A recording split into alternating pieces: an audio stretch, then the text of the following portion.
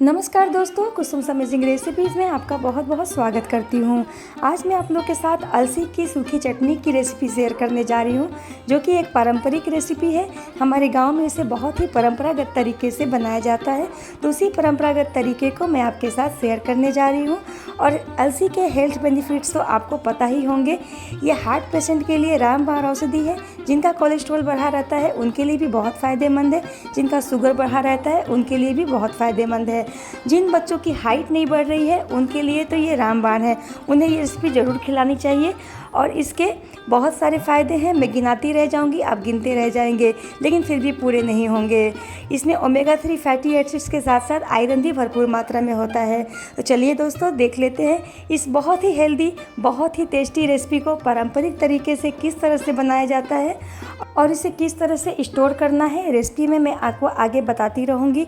और एक ज़रूरी जानकारी इसके बारे में कि इसमें DHA पाया जाता है, जो कि किसी भी खाद्य पदार्थ में नहीं पाया जाता है। अलसी के बीजों में भरपूर मात्रा में होती है, तो इसका सेवन खाने में ज़रूर करना चाहिए। तो चलिए दोस्तों, देख लेती हूँ मैंने इस रेसिपी को किस तरह से बनाया है, कौन कौन से इंग्रेडिएंट इसमें यूज़ किए हैं। अलसी की चटनी बना रहे हैं तो इसके लिए हमें सबसे पहला इंग्रेडिएंट लेना है, वो है अलसी। तो मैंने इसके लिए करीब करीब 300 ग्राम अलसी के बीज ले लिए हैं। ये बाज़ार में किसी भी मार्केट में आपको बहुत ही ईजिली मिल जाते हैं, और अगर नहीं मिल रहा है तो आप इसे ऑनलाइन भी परचेज़ कर सकते हैं। इसे फ्लैक्स सीड भी कहते हैं, तीसी भी कहते हैं और अलसी भी कहते हैं। अलग अलग जगहों पर इसे अलग अलग नामों से जाना जाता है। तो आपके शहर में इसे किस नाम से जाना जाता है, आप हमें कमेंट करके ज़रूर बताइएगा। तो जैसे जैसे मैं रेसिपी में आगे बढ़ूँगी, मैं आपको एक इंग्रेडिएंट का नाम बताते चलूँगी। तो चलिए रेसिपी में अब आगे बढ़ते हैं। अभी क्या करना है, हमने एक कढ़ाई गरम कर लिया है।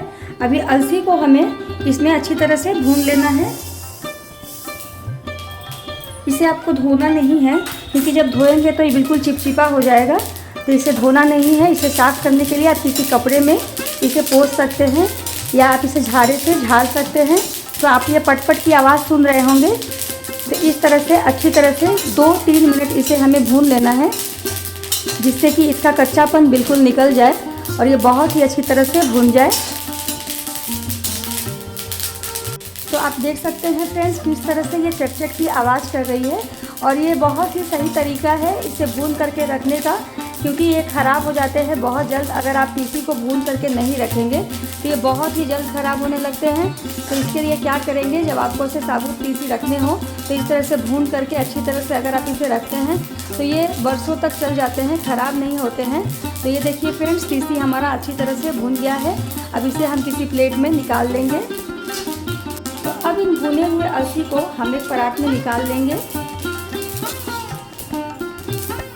इसे जल्दी से आप निकाल दीजिएगा, वरना ये जल जाएंगे। जल जाने के बाद इसके टेस्ट में थोड़ी सी कड़वाहट आ जाती है। तो इसे 2-3 मिनट से अधिक ना भूनें। तो इस तरह से हम इसे एक प्लेट में निकाल लेंगे। तो तीसी निकाल लेने के बाद हमारी कढ़ाई अभी गर्म है, इसमें हम कुछ मसाले भी भून लेते हैं। इसके लिए मैंने 1 बड़ा चम्मच धनिया का ले लिया है। धनिया के भी हेल्थ बेनिफिट्स आपको पता ही होंगे। और 1 बड़ा चम्मच मैंने जीरे का ले लिया है। जीरा भी स्वास्थ्य के लिए बहुत ही अच्छा होता है फ्रेंड्स, तो इसका सेवन खाने में ज़रूर करना चाहिए। तो इसके बाद हम ले लेंगे करीब करीब 25 ग्राम मैंने लाल मिर्च लिया है। मिर्च ये तीखी वाली है, क्योंकि तीखी चटनी मुझे पसंद है। घर में सभी तीखी वाली खाते हैं। आप चाहें तो कश्मीरी लाल मिर्च भी ले सकते हैं इसकी जगह, जो कि कम तीखी होती है। तो इन सभी मसालों को हमें भून लेना है। इन्हें बहुत अधिक नहीं भूनना है हमें, मैंने इतना भूनना है कि इसमें से भीनी भीनी खुशबू आए। और साथ ही मैं 2 पोट लहसुन का ले लेती हूँ। लहसुन ये मतलब अगर काउंट करेंगे तो ये 25 से 30-35 लहसुन होंगे कलियों में। अब इसे हल्का हल्का हमें ड्राई रोस्ट करना है।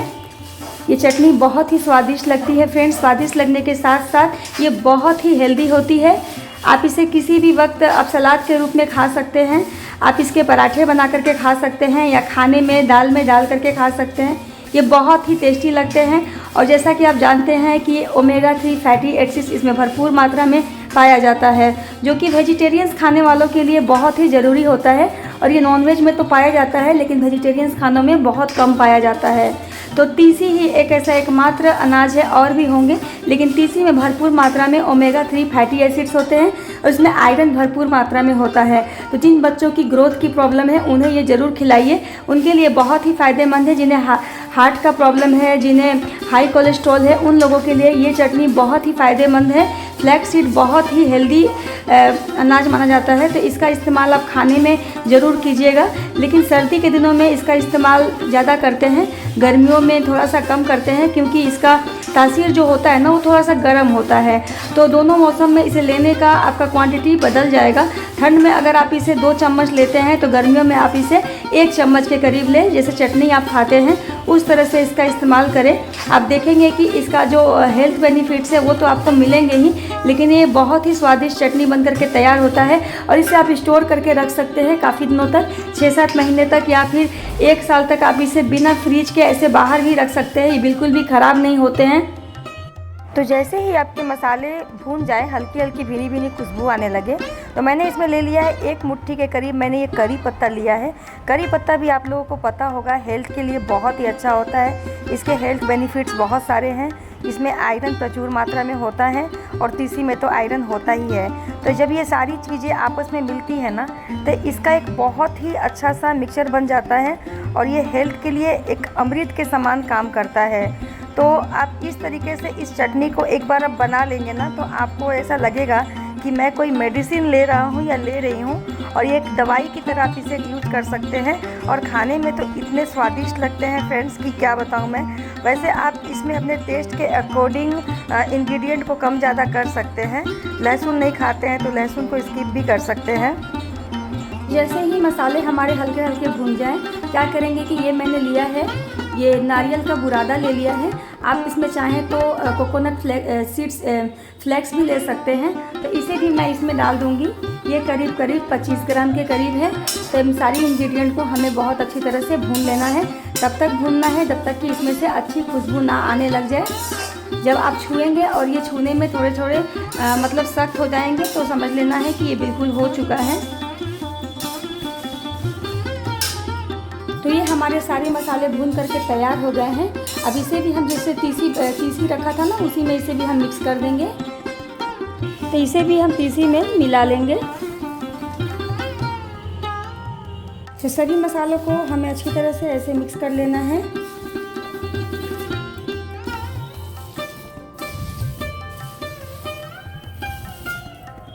अभी क्या करेंगे कि इसमें मैं 1 चम्मच बड़े चम्मच के करीब मैं इसमें काला नमक ले लूँगी। आप नमक अपने हिसाब से ले लें। इसमें मैंने काला नमक मिला लिया है। साथ ही मैं इसमें जो सफ़ेद नमक होता है वो भी मिक्स कर लूँगी। तो हमारे यहाँ पिंक सॉल्ट यूज़ होता है, सेंधा नमक, तो उसे मैं इसमें डाल दे रही हूँ। तो मैंने 1 चम्मच इसमें सेंधा नमक डाला है और 1 चम्मच मैं इसमें काला नमक डाला है। तो अब इन सारी इंग्रेडिएंट को हमें अच्छी तरह से मिक्स कर लेना है। तो इन सारे इंग्रेडिएंट को हमें अच्छी तरह से मिक्स कर लेना है। ये बहुत ही टेस्टी बन करके तैयार होते हैं फ्रेंड्स। एक बार आप इसे बनाएंगे ना, तो इसे बार बार आप बनाएंगे, क्योंकि ये हेल्दी के साथ साथ इतना टेस्टी होता है कि इसका स्वाद आप कभी नहीं भूल पाएंगे। तो चलिए इसे हम एक मिक्सी ग्राइंडर में ले लेते हैं, मिक्सी जार में। आप चाहें तो इसे कूट खान करके बना सकते हैं, लेकिन मिक्सी ग्राइंडर में थोड़ा जल्दी बन जाता है। तो इसे हम एक मिक्सी ग्राइंडर में ले लेंगे।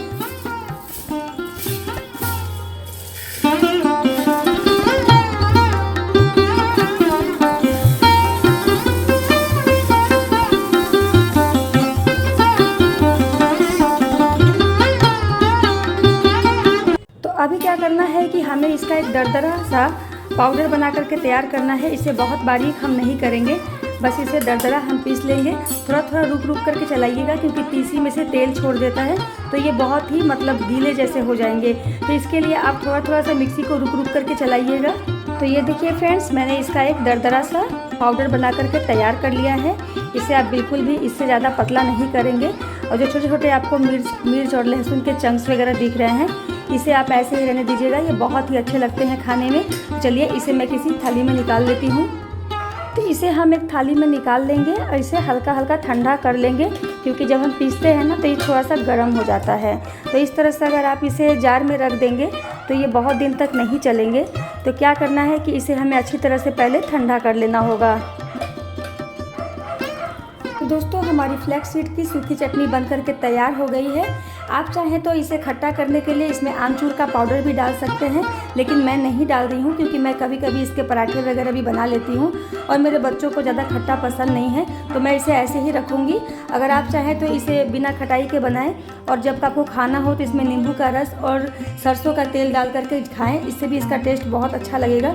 इसे आप साल भर तक स्टोर करके रख सकते हैं, ये बिल्कुल भी ख़राब नहीं होते हैं, फ्रिज में भी रखने की आपको आवश्यकता नहीं है। तो चलिए अभी हमारा जो पाउडर है बिल्कुल बन करके तैयार हो गया है, ठंडा हो गया है। अब इसे क्या करेंगे कि एक जार में हम रख लेंगे, लेकिन इसे रखने के लिए आप कांच का ही जार इस्तेमाल कीजिए, क्योंकि अगर आप इसमें मेटल के किसी बर्तन में रखेंगे तो ये ख़राब हो जाते हैं। तो ये लीजिए दोस्तों, हमारी फ्लैक्स सीड की चटनी, तीसी कहे या अलसी कहे, जिस भी नाम से आप इसे जानते हैं, इसकी चटनी बन करके बिल्कुल तैयार हो गई है खाने के लिए। तो आप इसे किसी भी तरीके से खा सकते हैं, रोटी चावल या किसी भी तरीके से, दही में डाल के खाइए या सलाद के ऊपर खाइए, ये हर तरह से अच्छा लगता है। तो अगर आप लोगों को मेरी ये रेसिपी पसंद आई हो तो इसे लाइक कीजिएगा, साथ ही अपने फैमिली एंड फ्रेंड्स के भी शेयर कीजिएगा, और अगर मेरे चैनल पर नए हैं तो इसे सब्सक्राइब ज़रूर कर लीजिएगा ताकि आप मुझे सपोर्ट कर पाएँ। मुझे आप लोगों की सपोर्ट की बहुत ज़्यादा ज़रूरत है दोस्तों। तो चलिए इसी के साथ मैं लेती हूँ विदा, मिलते हैं किसी और रेसिपी में, तब तक के लिए नमस्कार, अपना ख्याल रखिए।